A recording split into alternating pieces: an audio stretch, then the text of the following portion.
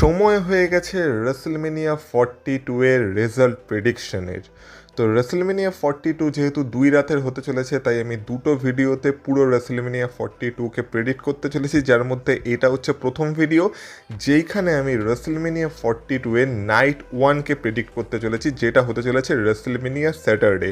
কিন্তু রেসলমেনিয়া স্যাটারডে হলেও আমাদের ভারতে আমরা রেসলমেনিয়া লাইভ দেখতে পাবো রবিবার কটা থেকে? রবিবার ভোর 3:30 থেকে। হ্যাঁ, রেসলমেনিয়াকে প্রথম থেকে উপভোগ করতে গেলে তোমাদেরকে ভোর 3:30-র সময় ঘুম থেকে উঠতে হবে, কারণ তখনই আমরা রেসলমেনিয়া লাইভ দেখতে পাবো অনলি অন নেটফ্লিক্স।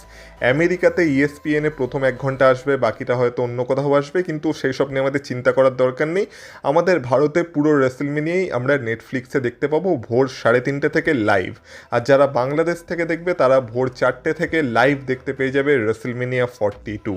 আর একটা কথা তোমাদের মনে করিয়ে দিই যে এই বছরের রেসলমেনিয়াকে হোস্ট করতে চলেছে the Cenation leader, the greatest of all time, John Cena. তো সেটাও রেসলমেনিয়ার এক্সাইটমেন্টকে কিছুটা বাড়াতে চলেছে। তো চলো আর বেশি সময় নষ্ট না করে রেসলমেনিয়া 42 এর নাইট 1কে প্রেডিক্ট করা যাক। আমি আবারও বলে রাখি, এই প্রেডিকশনগুলো সম্পূর্ণ আমার নিজস্ব ওপিনিয়ন, মানে আমার নিজের যেগুলো মনে হয়েছে সেটা নিয়ে আমি ভিডিওতে আলোচনা করতে চলেছি। তোমাদের ওপিনিয়ন অবশ্যই ভিন্ন হতে পারে, সেটা তোমরা কমেন্ট বক্সে কমেন্ট করে আমাকে জানাতে পারো।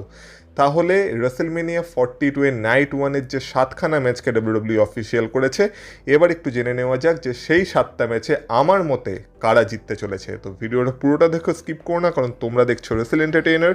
So let's start the entertainment.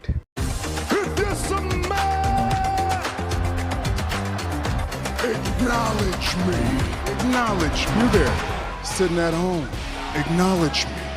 যেমন WWE অ্যানাউন্স করেই দিয়েছে যে এই বছরের রেসলমেনিয়াকে কিক অফ করতে চলেছে একটা 6-ম্যান ট্যাগ টিম ম্যাচ, যেখানে একটা টিমে থাকবে দি উসোস আর তাদের সাথে এলএ নাইট, আর একটা টিমে থাকছে দ্য ভিশন মানে Logan Paul and Austin Theory, আর তাদের সাহায্য করবে আইসো স্পিড। এবার এটা একটা সেলিব্রিটি অ্যাট্রাকশন ম্যাচ, আর যেমন বললাম রেসলমেনিয়ার প্রথম 1 ঘন্টা যেহেতু ESPN-এ ফ্রি আসতে চলেছে, তো সেই কারণে অডিয়েন্সকে অ্যাট্রাক্ট করার জন্য সম্ভবত এই ম্যাচটাকে দিয়ে রেসলমেনিয়াকে শুরু করতে চলেছে WWE। এবার ব্যাপার হলো, এই ম্যাচে যদি রেজাল্ট প্রেডিক্ট করতে হয়, আমার মনে হয় যে প্রথম কথা হচ্ছে এলএ নাইটের জন্য একটা ভালো গল্প WWE বানাতে পারেনি। আর এমনি এই মুহূর্তে WWE-র অনেক ব্যাকল্যাশ পাচ্ছে, WWE-র উপর অনেক আউটরেজ আছে। তো সেই কারণে আমার মনে হয় না WWE আরও একটা এক্সট্রা আউটরেজ নিজেদের ঘাড়ে নিতে চাইবে বলে। আর এমনি এলএ নাইটকে তারা একটা ভালো গল্প দেয়নি, তার উপর যদি এলএ নাইটকে রেসলমেনিয়াতেও তারা হারিয়ে দেয়, তাহলে সেইটা একটা বিশাল বাজে কাজ হয়ে যাবে WWE-র তরফ থেকে। আর দি উসোসরাও সবেমাত্র তাদের ট্যাগ টিম চ্যাম্পিয়নশিপ হেরেছে, আবার তার উপর তারা যদি রেসলমেনিয়াতেও হেরে যায়, তাহলে উসোসদের আর কি ক্রেডিবিলিটি থাকলো?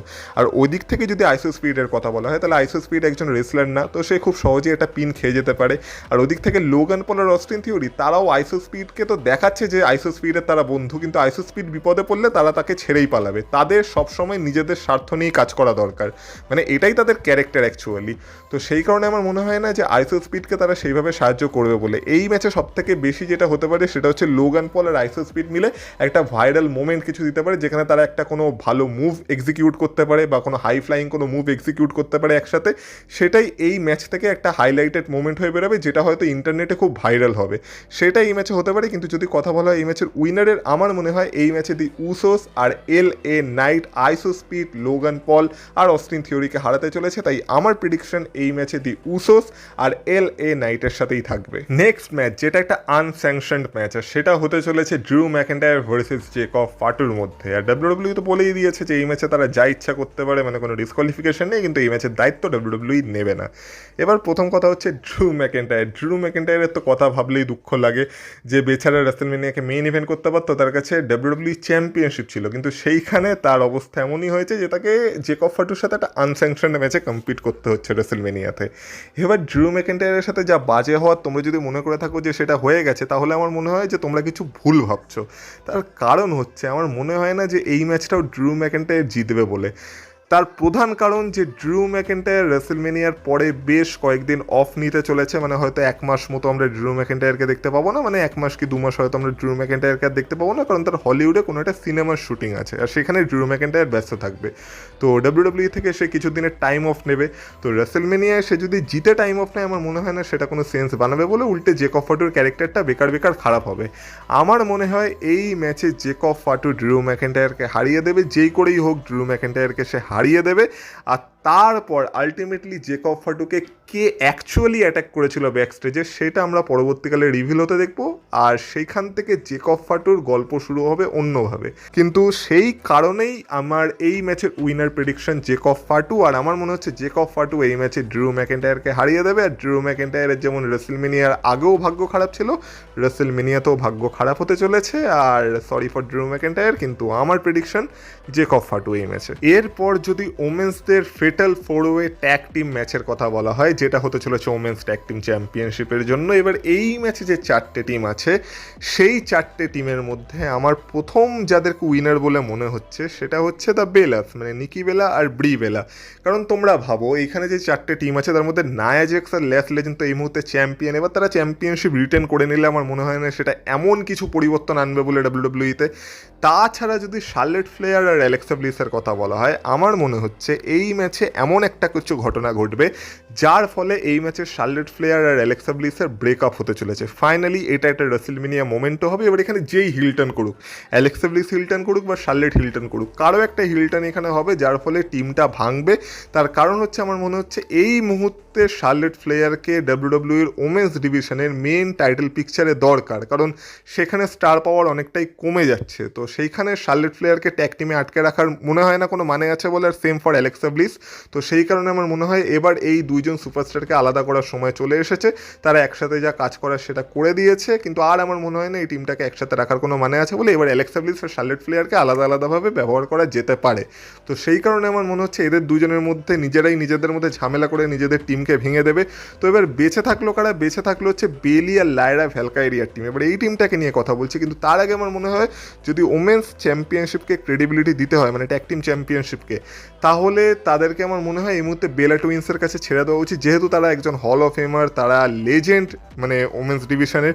তো সেই কারণে যদি তাদের কাছে, তারা যেহেতু টুইন্স মানে যমজ, তাই তাদের কাছে যদি ওমেন্স ট্যাগ টিম চ্যাম্পিয়নশিপ থাকে আমার মনে হয় একটু হলেও টাইটেলটার ক্রেডিবিলিটি হয়তো বাড়তে পারে। যদিও টাইটেলটা নিয়ে আমি আশা একদমই ছেড়ে দিয়েছি, তবু বলছি একটু হলেও ক্রেডিবিলিটি বাড়তে পারে। কিন্তু সমস্যা হলো এই মুহূর্তে যেহেতু নিকি বেলা ইনজিওটা, সে রেসেলমেনিয়াতে কম্পিট করতে পারবে কি পারবে না সেটাই যেহেতু এখন অনিশ্চয়তার মুখে, তাই আমি একদম দাবি করে বলতে পারছি না যে তারাই এই ম্যাচে চ্যাম্পিয়ন হয়ে বেরোবে। কারণ তারা যদি চ্যাম্পিয়ন হয় সেটা একটা রেসেলমেনিয়া মোমেন্টও হবে, কিন্তু নিকি বেলা আদৌ রেসেলমেনিয়া কম্পিট করতে পারবে কি পারবে না সেটাই এখন 100% শিওর হয়ে বলা যাচ্ছে না। তো সেই কারণে এই ম্যাচের উইনার আমি প্রেডিক্ট করছি বেলি আর লায়রা ভ্যালকাইরিয়াকে। দেখো যদি ব্রি বেলা আর নিকি বেলা দুজনই ফিট থাকে তাহলে তাদের জেতার সম্ভাবনা বেশি, আর তারা চ্যাম্পিয়ন হলে সেটা একটা রেসেলমেনিয়া মোমেন্টও হবে, সেটা আমি বারবার বলছি।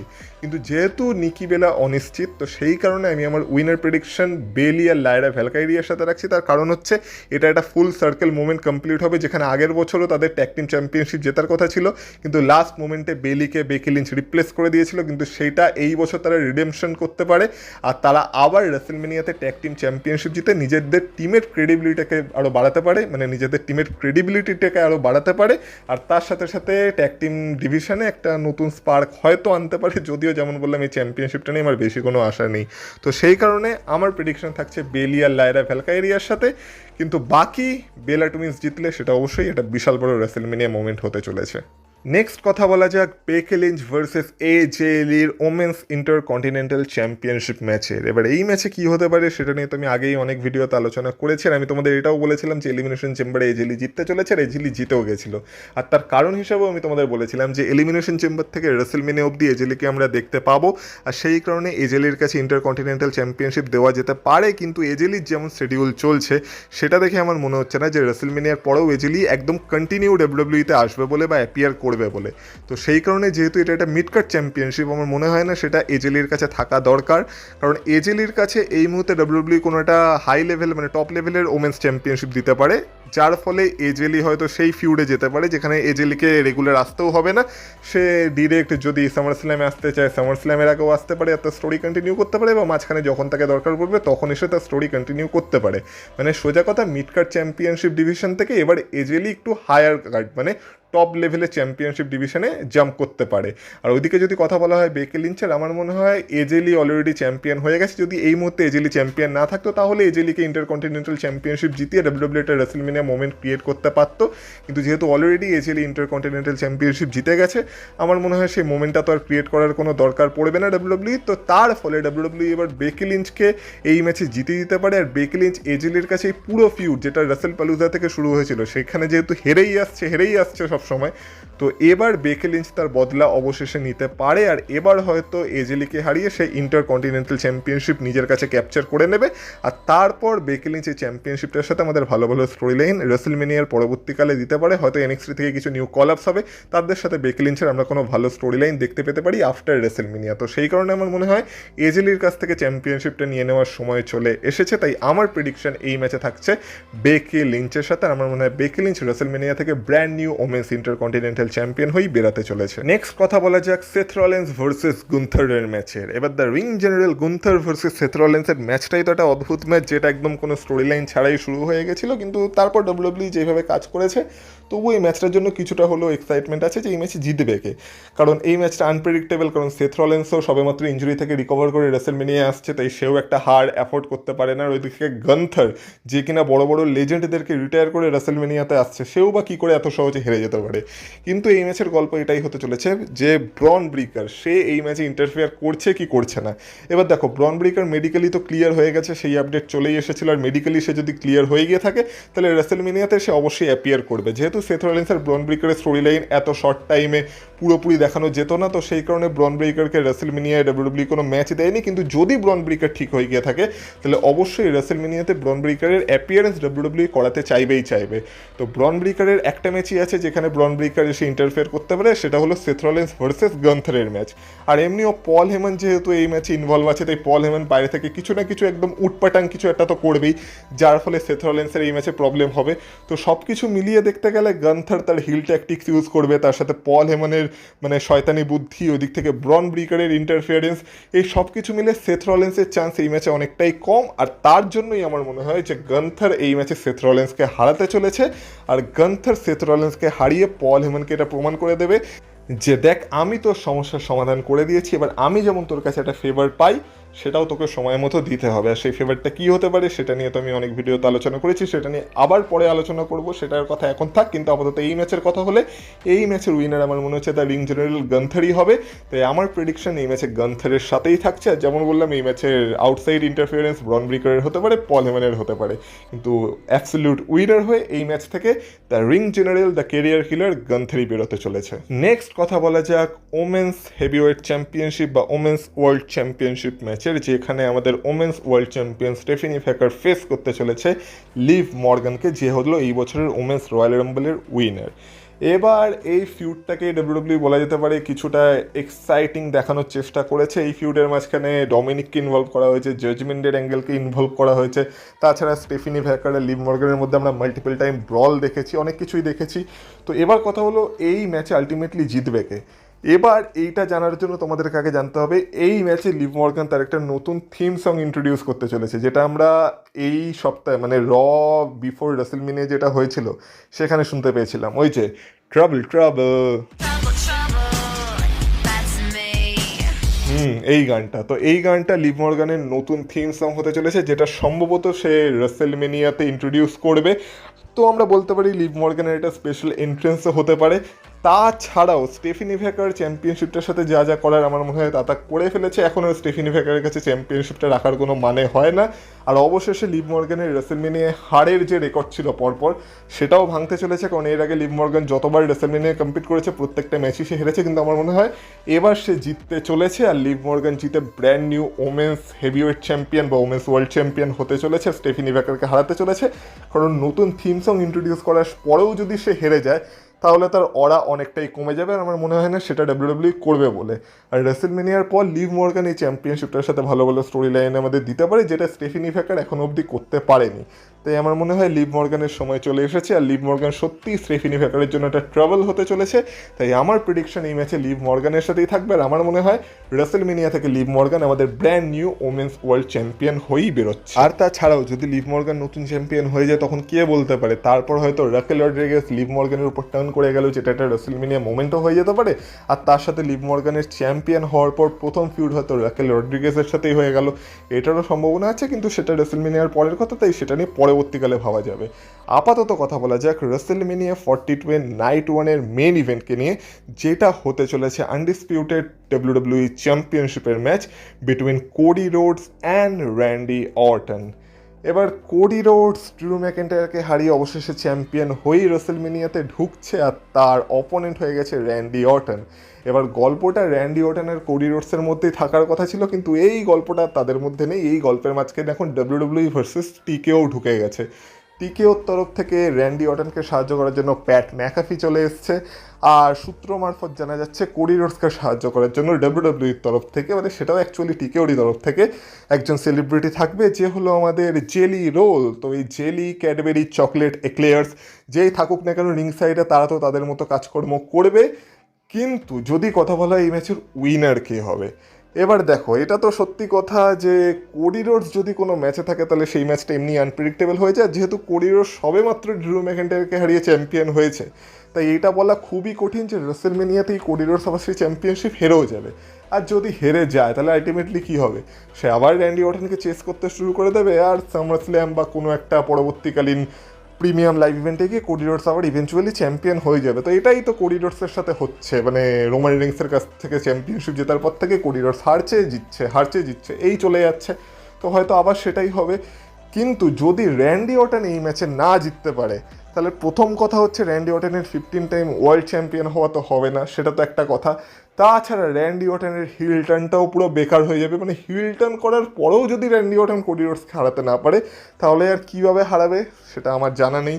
তাছাড়া এর আগেও আমরা কিং অফ দ্য রিংয়ের ফাইনালে দেখেছিলাম যে কোডি রোডস এখানে র্যান্ডি অর্টনকে হারিয়ে দিয়েছিল, তো সেটার বদলা বাকি আছে।